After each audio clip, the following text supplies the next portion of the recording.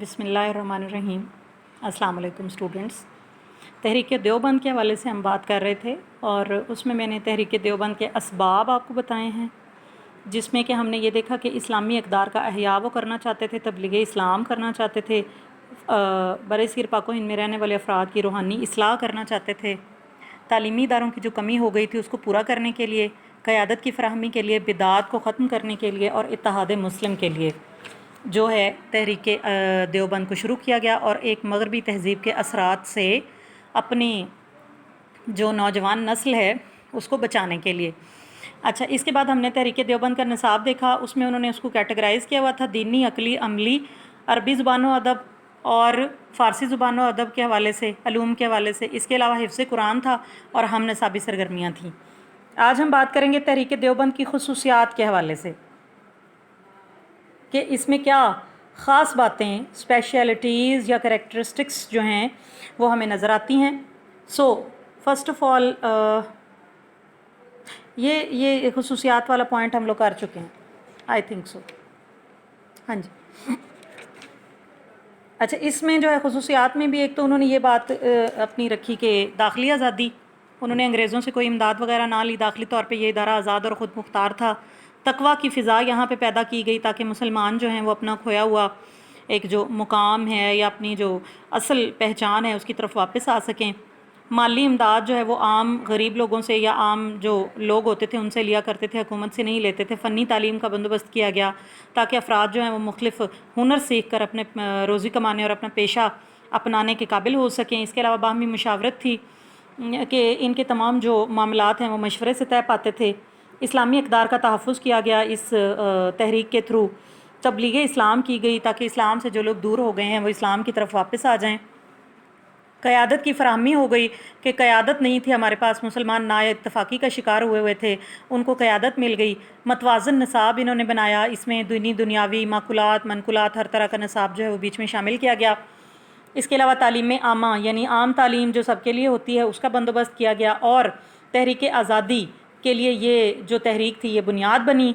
यहीं से जो तालिब इल्म निकले उन्होंने आगे चलकर कायदे आज़म के साथ जो है वो तहरीक आज़ादी में अपना रोल प्ले किया। आज का जो हमारा लेक्चर है वो शुरू होता है तहरीक देवबंद की खिदमात से। अच्छा, तो खिदमात के हवाले से हम ये देखेंगे कि क्या ऐसी खिदमात थीं जो कि तहरीक देवबंद के जो लोग थे या रूह रवान थे उन्होंने किस किस्म की खिदमात सर अंजाम दी। फ़र्स्ट ऑफ़ ऑल इसमें भी इन्होंने कैटेगराइज़ कर दिया है खिदमात को। मुख्तलिफ़ तरह की खिदमात हैं इसमें। फ़र्स्ट ऑफ़ ऑल हैं जी तसनीफ़ी खिदमात यानी पब्लिकेशन सर्विसेज। तसनीफ़ होती है किताब लिखना, उसको पब्लिश करना, उसको छापना, उसको बनाना। तो उलमाए देवबंद ने क्या किया कि इस्लाम के हवाले से तहकीकी और तसनीफ़ी खिदमात सर अंजाम दी। उन्होंने तफसीर, हदीस, फ़िक़्ह, तसव्वुफ़, अरबी ज़ुबान व अदब। तसव्वुफ़ होता है जी वो इल्म जो सूफ़ियों के हवाले से होता है या अल्लाह ताला का जो इल्म है उसको तसव्वुफ़ कहा जाता है। तारीख़, हिस्ट्री और सीरत पर तहकीकात की। बाद में इन्हीं तहकीकात को इन्होंने बुक्स की सूरत में सामने ले आए। इसके अलावा ये कि इन तसानीफ़ के थ्रू उन्होंने क्या काम किया कि इस्लामी तालीमात का फ़रोग़, उसका तहफ़्फ़ुज़ और मुंतक़ली, ये अहम काम उन्होंने सर अंजाम दिया। इस हवाले से अगर देखा जाए कि वो लोग जिन्होंने बुक्स वगैरह लिखी थी उनमें किन किन के नाम आ जाते हैं। मौलाना महमूदुल हसन, इन्होंने कुरान पाक का आसान तर्जुमा किया था। इसके अलावा मौलाना अब्दुल हक दहलवी, इन्होंने तफसीर हक्कानी लिखी थी और ये कुरान पाक की तफसीर थी और इससे बहुत से मामलात जो हैं उनको रिज़ॉल्व करने में आसानी हो गई थी। इसके अलावा मौलाना अशरफ अली थानवी, शबीर अहमद उस्मानी, मौलाना मोहम्मद इलियास कांदलवी की इल्मी और तसनीफ़ी खिदमात जो हैं वो हमेशा याद रखी जाएंगी। तोसी खिदमात, तोसी का मतलब क्या होता है? एक्सटेंशन, किसी चीज़ को वुसअत देना, बढ़ा देना। अब जब तहरीक देवबंद कई हवालों से कामयाब हो गई, ठीक है, यानी जो उनका मकसद था इस्लामी रिवायात के तहफ़्फ़ुज़ और मुंतक़ली के हवाले से उसमें वो कामयाब रही, तो उनकी देखा देखी और मुसलमानों ने भी इस किस्म के स्टेप्स लेने शुरू कर दिए और दारुल उलूम की तर्ज़ पर इस नमूना पर हिंदुस्तान में और कई इदारे जो हैं वो बनना शुरू हो गए। इसमें मज़ाहिरुल उलूम सहारनपुर है मदरसा फ़ैज़ आम कानपुर और मदरसा अशरफिया मुरादाबाद जो हैं इनके नाम अहम हैं। اور یہ ادارے جو ہیں وہ دارالعلوم کی دیوبند کی طرز پر ہی کام کر رہے تھے اور ان کے زیر اثر کام کر رہے تھے، اور جس طرح سے انہوں نے اسلامی تعلیمات کے فروغ کے لیے کام کیا، یہ ادارے بھی اسی پرپز کے لیے کام کر رہے تھے۔ آگے ہیں جی رہنمائی کی خدمات ہیں۔ رہنمائی کے حوالے سے انہوں نے کیا کیا کہ ایک دارالفتاویٰ بنایا۔ دارالفتاویٰ فتوے کا گھر، یعنی کہ جہاں پہ فتوے دیے جاتے تھے۔ اب فتوے کیوں دیے جا رہے ہیں؟ کیونکہ مختلف لوگ جو ہیں وہ اسلام کے حوالے سے غلط قسم کی باتوں میں مبتلا ہو گئے تھے، بدعات میں پڑ گئے تھے۔ بدعات کا میں نے آپ کو بتایا تھا کہ دین میں کوئی نئی بات شامل کر لینا، اس کی روک تھام کے لیے انہوں نے فتوے دینے شروع کر دیے کہ کون سا معاملہ شرعی ہے، کون سا نہیں ہے، کون سی بات صحیح ہے، کون سی غلط ہے۔ اس کے علاوہ عورتوں کے حقوق کی حفاظت کے حوالے سے بھی دیوبند نے کئی خدمات سر انجام دی ہیں۔ اچھا، آخری آ جاتی ہے ہمارے پاس غیر ملکی طلبہ۔ تو اس میں کیا ہوا کہ دارالعلوم دیوبند کی شہرت جو ہے وہ بہت تیزی سے پھیلی، اور اتنی پھیلی کہ نہ صرف ہندوستان میں بلکہ بین الاقوامی ہو گئی، یعنی کہ انٹرنیشنل لیول کی یہ شہرت ہو گئی۔ اس سے ہوا کیا کہ ایشیا کے دوسرے ممالک سے بھی طالب علم یہاں آنے لگے، تعلیم حاصل کرنے لگے، اور واپس جا کر اپنے ممالک میں انہوں نے اسلام کی خدمت کا جو فریضہ ہے وہ سر انجام دیا۔ اب اس کے اثرات کی طرف آ جاتے ہیں کہ دارالعلوم دیوبند کا کیا اثر ہوا۔ اس میں فرسٹ آف آل تو وہی بات ہے کہ اسلامی نظام تعلیم کا احیاء، یعنی اس کا ریوائول، اس کو دوبارہ سے زندگی بخشنا۔ اب جس مقصد کے لیے انہوں نے یہ ادارہ بنایا تھا وہ مقصد یہ تھا کہ ہمارے لوگ اسلام سے دور ہو گئے ہیں، اسلامی اقدار کو بھول گئے ہیں، اسلامی تعلیمات سے جو ہے وہ بے بہرہ ہو گئے ہیں۔ تو اس لیے انہوں نے کیا کیا کہ اسلامی نظام تعلیم کو ہی وہ دوبارہ لانا چاہتے تھے، اور اس مقصد میں وہ کامیاب ہوئے کہ اسلامی نظام تعلیم کا جو ریوائول ہے، اس کی دوبارہ سے زندگی ہے، وہ اس کو لانے میں کامیاب ہو گئے۔ اچھا، اس کے علاوہ کیا ہوا؟ دانشور طبقے کا وجود۔ دارالعلوم دیوبند کا جس قسم کا تعلیمی پروگرام تھا، اس کے تھرو کیا ہوا کہ بہت سے لوگ، یعنی کہ جو اچھے سمجھدار سلجھے ہوئے انٹلیکچوئل قسم کے جو لوگ تھے، وہ بھی سامنے آئے، جن کا لوگوں کو پتہ نہیں تھا، وہ بھی منظر عام پر آئے۔ اب مغرب پسندی کے رجحان نے برصغیر کے مسلمانوں کو مادہ پرست یعنی دنیا دار بنا دیا تھا، جس سے مسلمان علماء کی قلت ہو گئی تھی، کمی ہو گئی تھی۔ جب تحریک دیوبند کا آغاز ہوا تو دانش اور علماء جو ہیں ان کو بھی مطلب ایک پلیٹ فارم پہ آنے کا موقع ملا، ان کی کمی جو ہے وہ ختم ہو گئی، اور اس میں بھی یہ بہت سے نام جو ہیں آپ لوگ دیکھ رہے ہیں، یہی نام جو بار بار ریپیٹ ہو رہے ہیں، یہی لوگ تھے جو کہ بہت بڑے عالم دین کی حیثیت سے ہمارے سامنے آتے ہیں۔ اچھا، اس کے علاوہ بدعات کی روک تھام، یہ بھی آپ کو یاد ہوگا، ابھی میں نے آپ کو بتایا اس کے اسباب۔ اس میں ان کا ایک پرپس تھا، ان کا ایک مقصد تھا کہ دارالعلوم کیوں بنایا جا رہا ہے؟ بدعات کی روک تھام کے لیے۔ تو اس مقصد میں بھی وہ کافی حد تک کامیاب ہوئے۔ انگریزوں اور ہندوؤں نے اسلامی تہذیب کو بہت بگاڑ تگاڑ کر پیش کیا تھا، اور وہ چاہتے تھے کہ مسلمانوں کا جو کلچر ہے وہ یہاں سے ختم ہو جائے۔ ان دنوں مسلمان فرقہ بندی، انکار نبوت، انکار حدیث اور بدعات جیسے فتنوں میں گھرے ہوئے تھے۔ ہندوستان میں دیوبند کے اساتذہ نے کیا کیا کہ ان فتنوں کو پھیلنے سے روک دیا، اور اس تحریک سے منسلک جو افراد فارغ ہوئے انہوں نے ان فتنوں کے خلاف جہاد کیا، اور اسلامی تعلیمات سے لوگوں کو روشناس کرایا، صحیح اور غلط کی پہچان کروائی، اور ان کو بتایا کہ کون سی بات اسلام میں ہے اور کون سی نہیں ہے۔ تبلیغ اسلام کے حوالے سے اگر دیکھا جائے تو اس زمانے میں اسلام کی تبلیغ کا بھی، اب دیکھیں نا، انگریزوں کا دور ہے، تو انگریز تو ہرگز نہیں چاہیں گے کہ اسلام کی تبلیغ ہو، اسلام پھیلے، اس لیے اسلام کی تبلیغ کا سلسلہ آلموسٹ ختم ہو گیا تھا۔ دارالعلوم نے ایسے علماء پیدا کیے جنہوں نے اسلام کی تبلیغ کی، اس حوالے سے اپنی خدمات سر انجام دیں، توحید و رسالت کی جو آواز ہے وہ بلند کی انہوں نے۔ عربی اور فارسی کا بھی ہم جانتے ہیں کہ انگریزوں نے اس چیز کو بالکل ختم کر دیا تھا، ٹھیک ہے نا، انگریزی کو وہ آگے لے آئے تھے، عربی فارسی کی حیثیت انہوں نے ختم کر دی تھی۔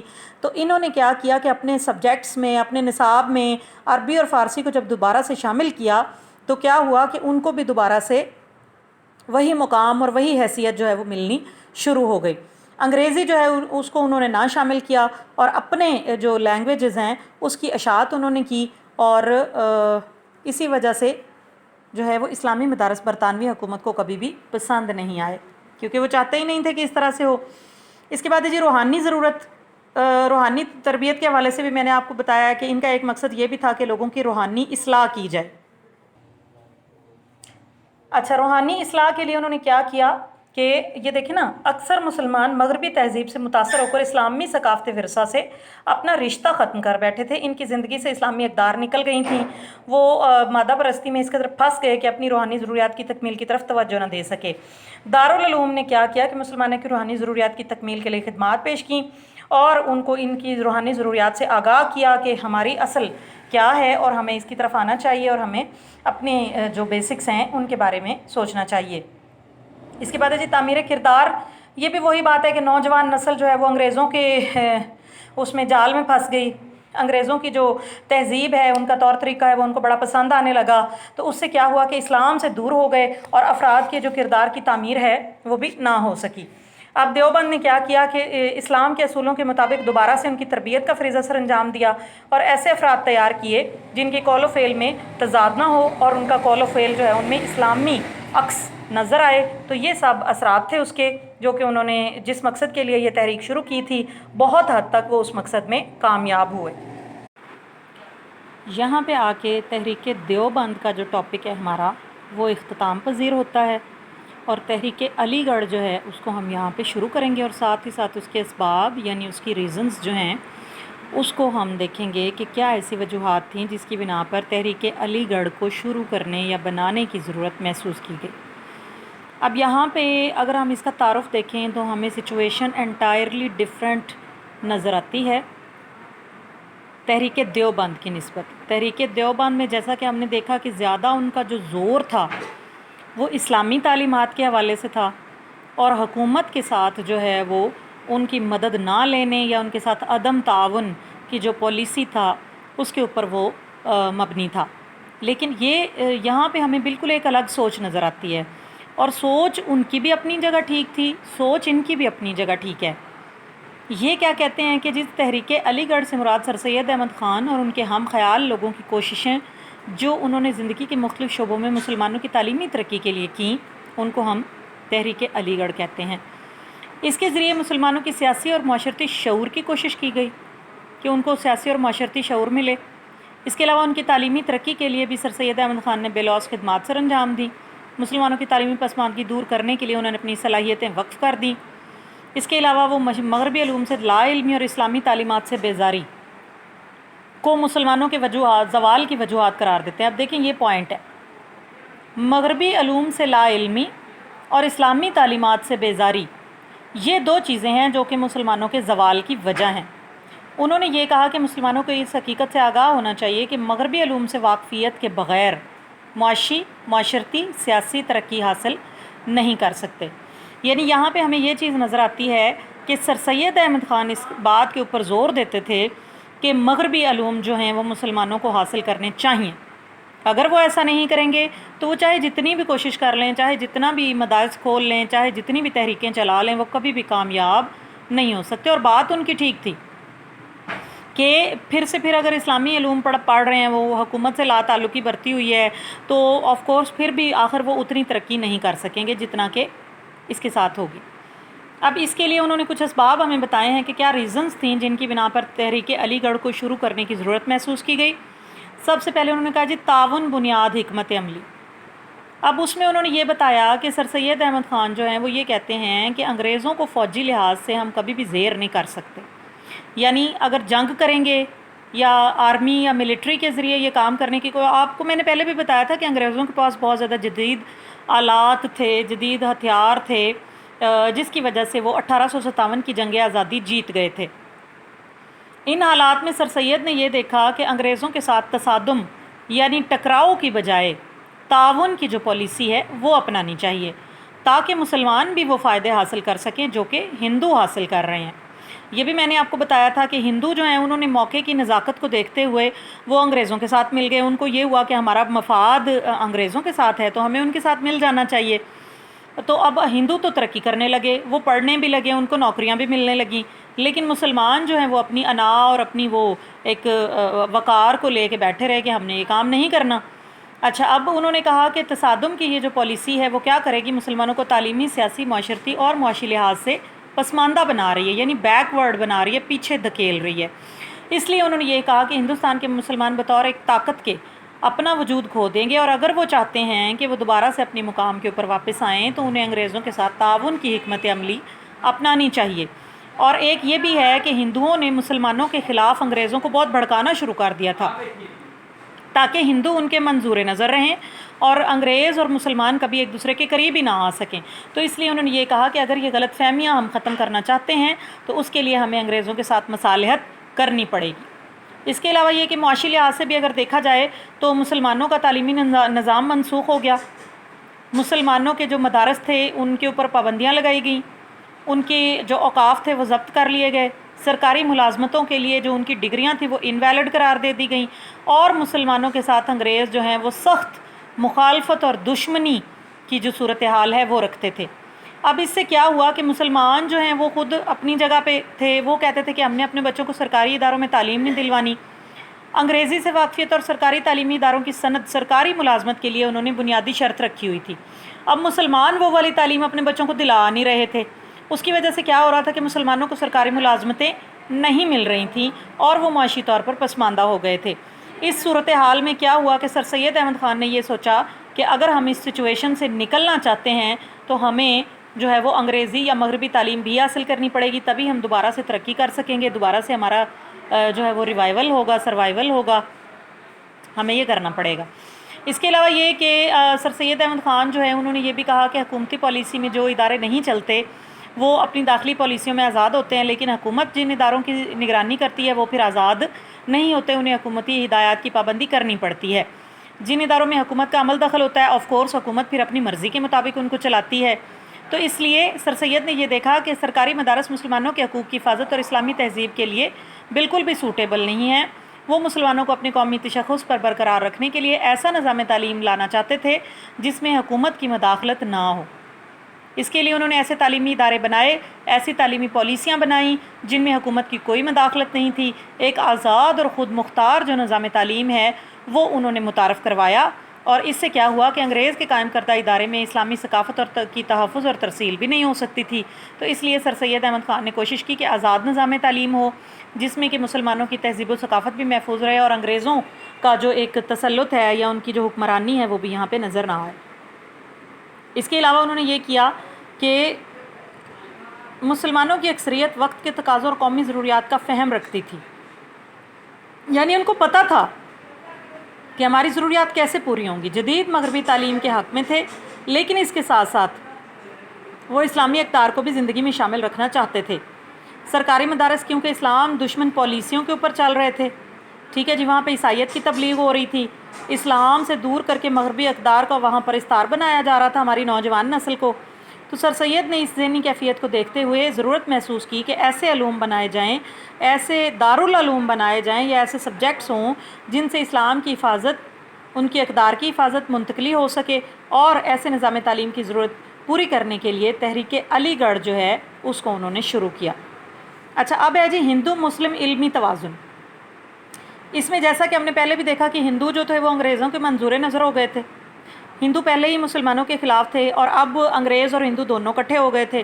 اب کیا ہوا کہ ہندوؤں نے تعلیم بھی حاصل کی، ان کو نوکری بھی مل گئی، بڑی تعداد میں وہ جو ہے وہ ان کے ساتھ مل بھی گئے، لیکن مسلمانوں نے اس کے اپوزٹ کیا، مسلمانوں نے انگریزی تعلیم کا بائیکاٹ کیا، سرکاری اداروں کی سند وہ نہیں لینا چاہتے تھے، اس لیے کیا ہوا کہ ان کو سرکاری ملازمت بھی نہیں ملتی تھی۔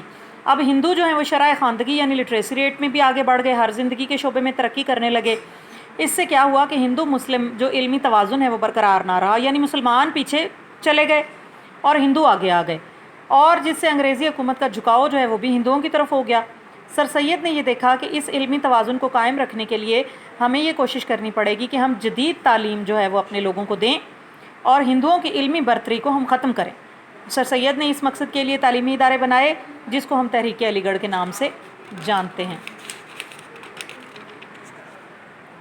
آگے آ جاتے ہیں جی حقوق کی حفاظت کے حوالے سے۔ یہ بھی ہم جانتے ہیں کہ 1857 میں جب جنگ آزادی ہوئی تو اس میں کیا ہوا کہ ہندوستان کی تمام اقوام انگریزوں کے خلاف متحد ہو گئیں، لیکن پھر بھی انگریز جو ہیں وہ جدید ہتھیاروں کی وجہ سے یہ جنگ جیت گئے، ہندوستان پہ حکمران بن گئے۔ اب ہوا کیا کہ باقی کی جتنی بھی اقوام تھیں انہوں نے یہ ساری کی ساری ذمہ داری مسلمانوں پر ڈال دی کہ مسلمانوں کی وجہ سے جنگ ہوئی ہے، ان کی وجہ سے نقصان ہوا ہے۔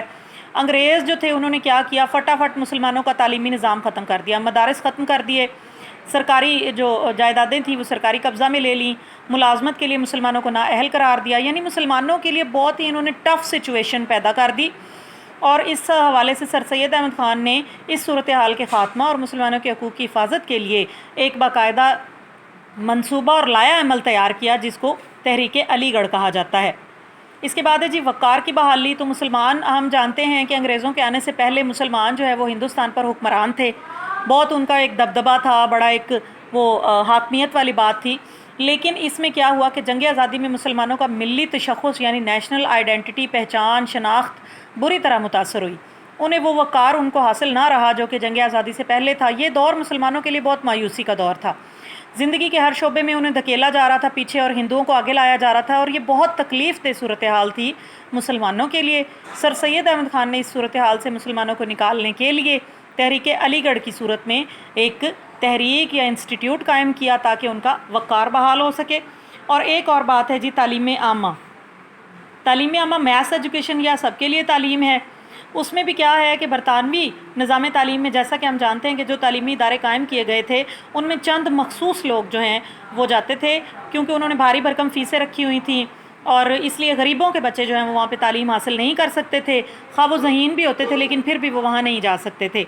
اور جو معمولی ذہانت کے حامل افراد تھے وہ پیسے دینے کی وجہ سے سرکاری اداروں میں چلے جاتے تھے۔ اب سر سید نے تعلیم عامہ کا تصور جو ہے وہ ہمارے سامنے لایا، اور وہ لوگ جو کہ تعلیم حاصل نہیں کر پا رہے تھے ان کو بھی منظر عام پر لا کر ان کے لیے تعلیم کا ایک سلسلہ جاری کیا، اور تحریک علی گڑھ کی صورت میں مختلف ادارے بنائے اور ان میں تمام عوام کو جو ہے وہ تعلیم کی انہوں نے سہولت مہیا کی، جس کی وجہ سے سبھی لوگ جو ہیں وہ تعلیم حاصل کرنے کے قابل ہو گئے۔